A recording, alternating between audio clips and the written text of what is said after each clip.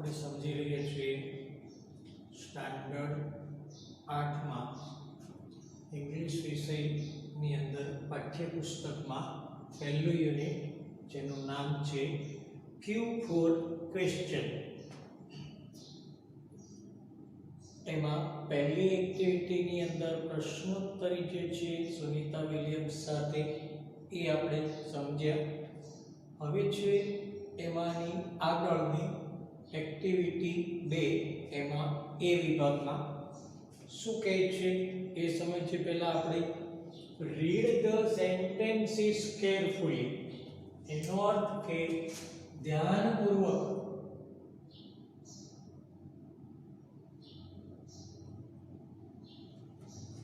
વાક્યો વાંચો.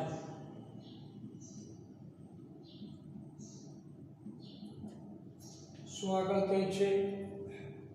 Read the questions, પ્રશ્નો વાંચો. જે નંબરની સામે આપેલા વાક્યો છે, આ પહેલું અહીંયા સુધી 2 નંબરમાં વ્યૂ સુધીનું, 3 નંબરમાં 1625 સુધીનું, 4 નંબરનું કિરણ બેદી વાળું એ ઇન ઇન્ડિયા સુધી, અને 5 નંબરમાં મહાત્મા ગાંધી વાળું 1869 સુધીનું આજે આપેલું છે. એને શું કરવાનું છે કીધું આપણે? તો કે પ્રશ્નો વાંચો એન્ડ માર્ક, એટલે ખરાની નિશાની કરો. ફોર ઓલ ધ ક્વેશ્ચન્સ, બધા જ આપેલા પ્રશ્નો માટે ખરાની નિશાની કરો. શેની સામે કરવાની છે? That are answered in the statements, કે જે આ પ્રશ્નનો જવાબ આપતો હોય. કઈ રીતે છે? ફરી પ્રશ્નો વાંચો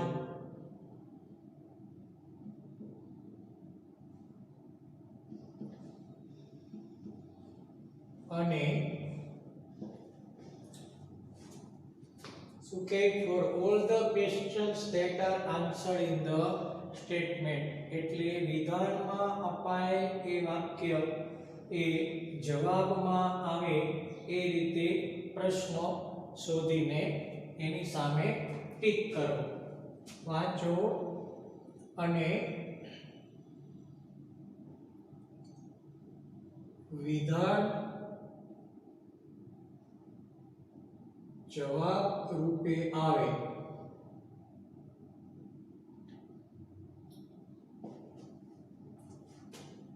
તે પ્રશ્નની સામે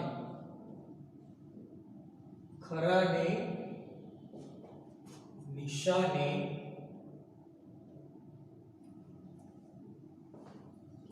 કરો. શું આનો અર્થ?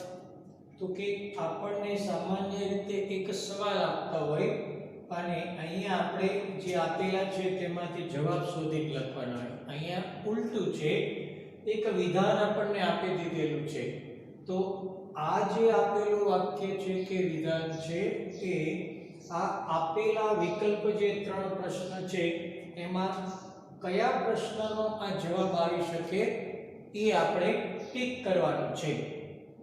એનો અર્થ કે અહીંયા ઉલટી પ્રક્રિયા છે. જવાબ આપ્યો છે તો આ જવાબ એ કયા સવાલનો છે એમ આપણે સમજીને એની સામે ટિક માર્ક કરવાનું છે. સમજીએ આને આપણે કે કઈ રીતે છે.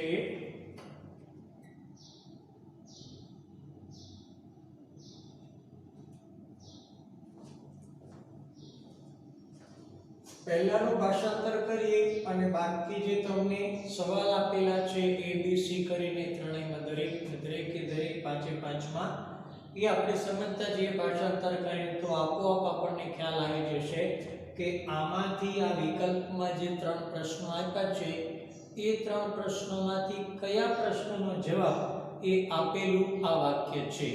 આ સમજશું આપણે. ઉલટી પ્રક્રિયા છે. સામાન્ય રીતે સવાલની સામે જવાબ હોય, એને બદલે આમાં જવાબ આપ્યો છે અને એ જવાબ એ કયા સવાલનો છે એ સવાલ આપણે શોધવાનો છે.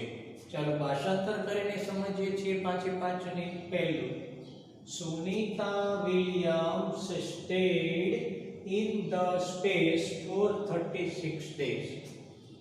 સુનીતા વિલિયમ અવકાશમાં એટલે કે આકાશથી વાતાવરણથી ઉપરની બાજુએ અવકાશમાં 36 દિવસ રોકાય. સ્ટે એટલે રોકાવું. ફરી સુનીતા વિલિયમ અવકાશમાં 36 દિવસ રોકાય. તો હવે આજ આપણને વાક્ય આપ્યું છે એ કયા સવાલનો જવાબ છે એનું આપણે હવે ભાષાંતર પ્રશ્નનું કરીએ તો આપણને ખ્યાલ આવી જશે. શું કહે છે પહેલો સવાલ? Where did she stay? તેણી ક્યાં રોકાણી? તો આ આપણા સવાલ છે એનો જવાબ આવી શકતો નથી. અહીંયા આપણને વાક્યમાં શું કીધું છે તો કે સુનીતા વિલિયમ્સ અવકાશમાં 36 દિવસ રોકાણી. પ્રશ્ન શું આપ્યો અહીંયા? Where did she stay?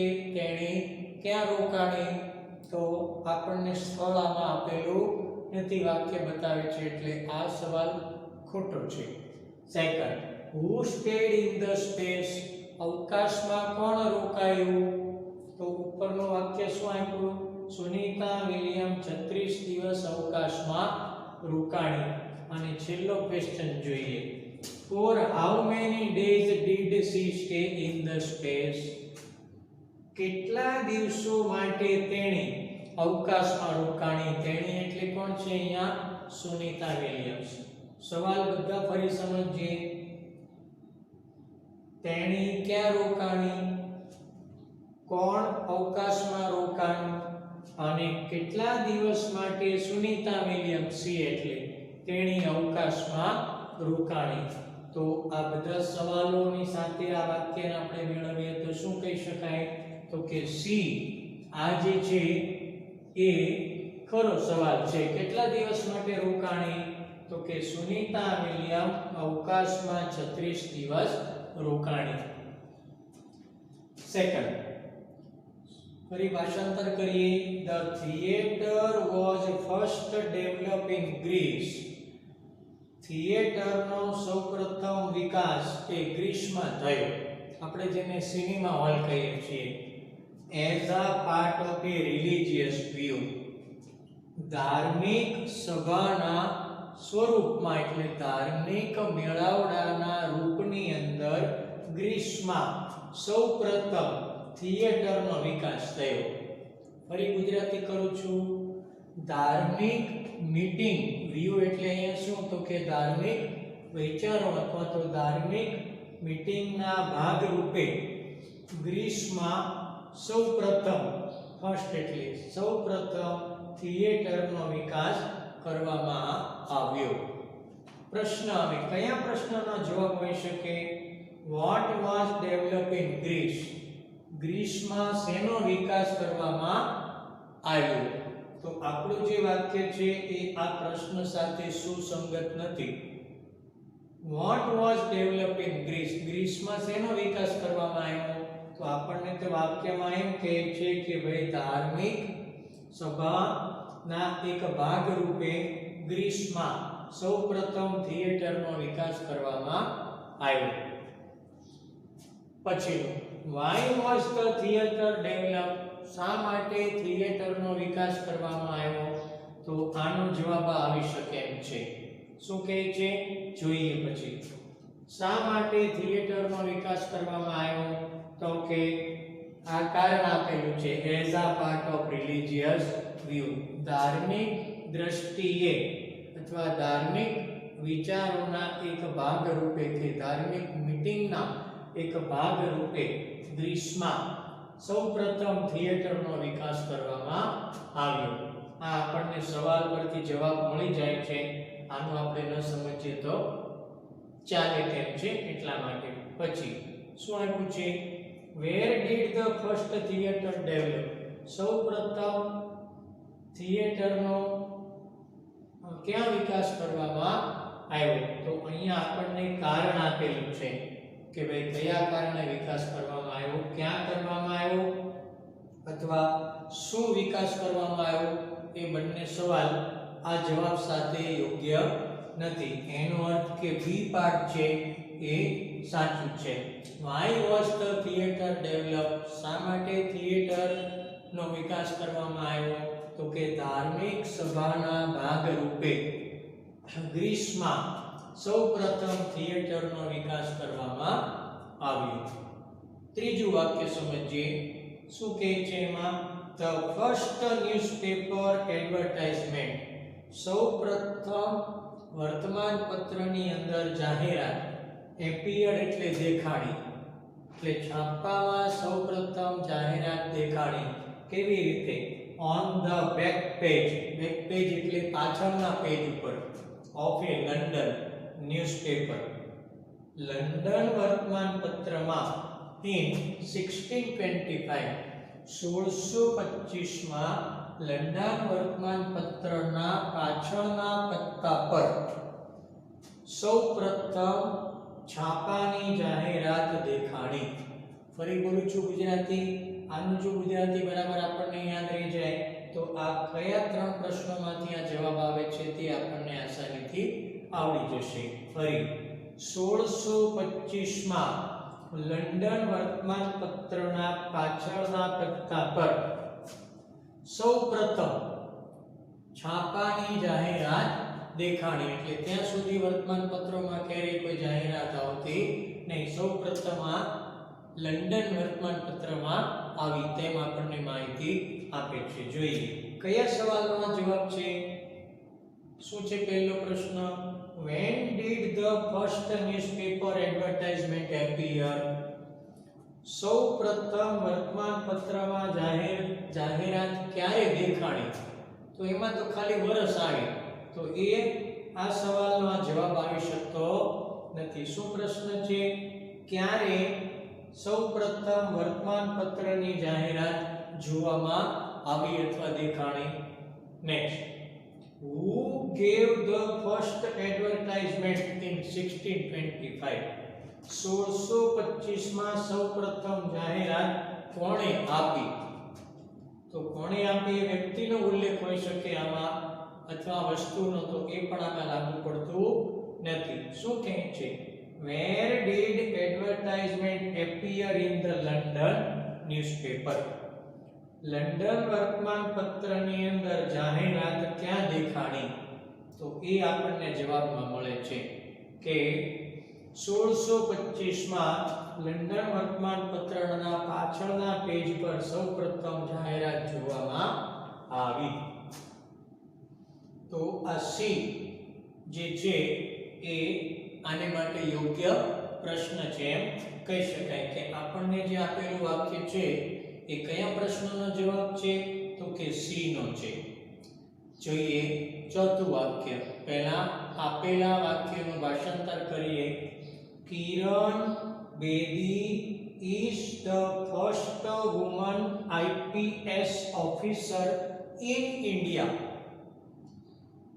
Kiran Bedi ભારતની સૌપ્રથમ સ્ત્રી પોલીસ અધિકારી છે.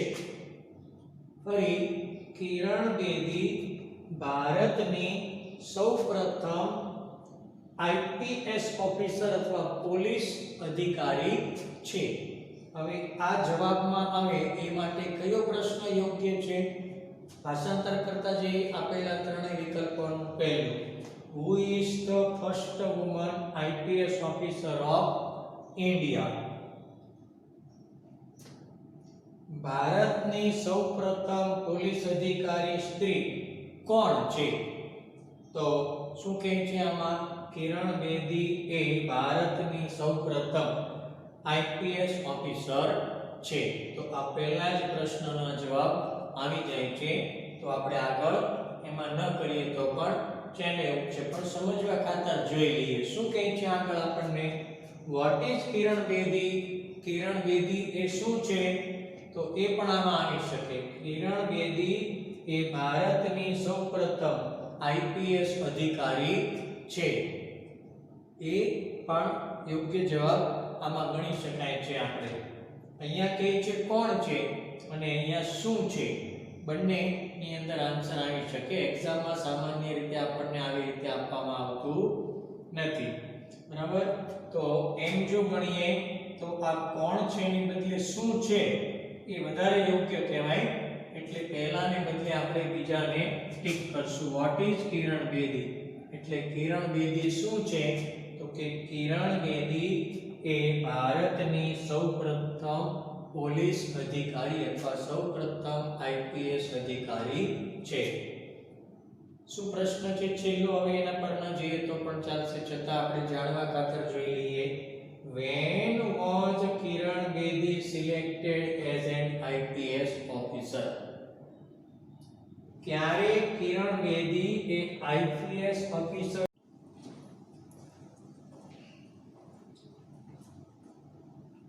સી માં જોઈએ. When was Kiran Bedi selected as an IPS officer? Kiran Bedi ક્યારે આઈપીએસ અધિકારી તરીકે પસંદગી પામી, એટલે કે એને પસંદ કરવામાં આવી? તો આ આપેલું જે આપણને માહિતી છે એને માટે બિલકુલ સુસંગત એવો પ્રશ્ન નથી, એટલા માટે એને લાગુ પડશે નહીં. પાંચમું સમજીએ શું કહે છે આમાં. Mahatma Gandhi was born in Porbandar on 2nd October 1869. Mahatma Gandhi 2 October 1869 ના દિવસે પોરબંદરમાં જન્મ્યા હતા. બીજી રીતે ઉલટી રીતે પણ ભાષાંતર કરી શકીએ કે 2 ઓક્ટોબર 1869 ના દિવસે પોરબંદરમાં મહાત્મા ગાંધી જન્મ્યા હતા. હજી સાવ સરળ રીતે આપણે ભાષાંતર કરીએ તો આ રીતે બોલી શકાય કે મહાત્મા ગાંધી 2 ઓક્ટોબર 1869 ના દિવસે પોરબંદરમાં જન્મ્યા હતા. હવે આ વાક્ય એ જવાબમાં આવે એ માટે સવાલ શું હોઈ શકે તો એ સમજીએ. When did Mahatma Gandhi go to Delhi?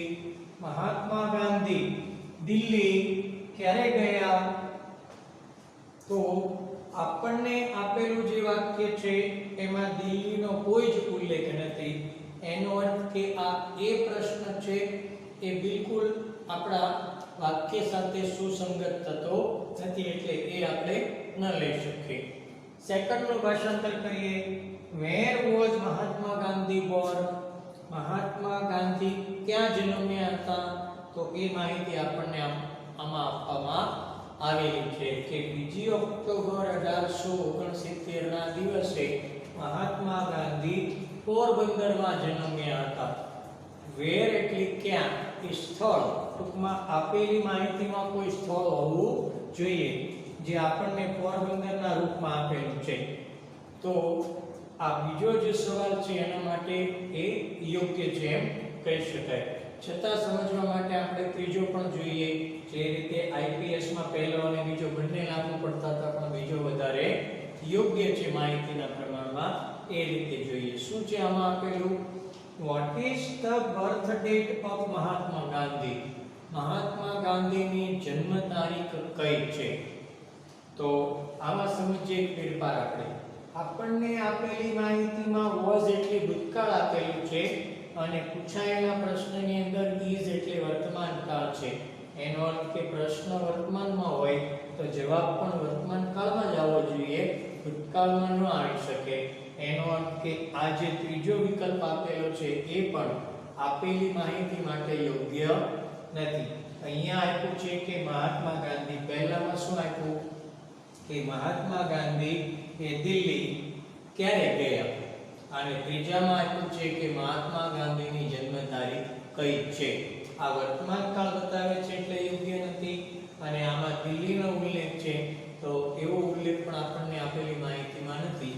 એનો અર્થ કે એ અને સી એ પ્રશ્નો એ આપેલી માહિતી માટે સાચા નથી અથવા યોગ્ય નથી. તો શું બાકી રહે છે? માત્ર બી. તો આપણે બી પર ટિક કરશું કે ભાઈ આપણે માટે આપેલી માહિતી માટે યોગ્ય પ્રશ્ન કયો છે તો કે બી. આ રીતે શું કરવાનું છે આપણે? તો કે આપણને એક માહિતી આપી છે અને એ માહિતી એ જવાબમાં આવે એ માટે આપેલા જે પ્રશ્નો છે એમાંથી યોગ્ય પ્રશ્ન કયો એ આપણે આમાં શોધવાનું શીખ્યા.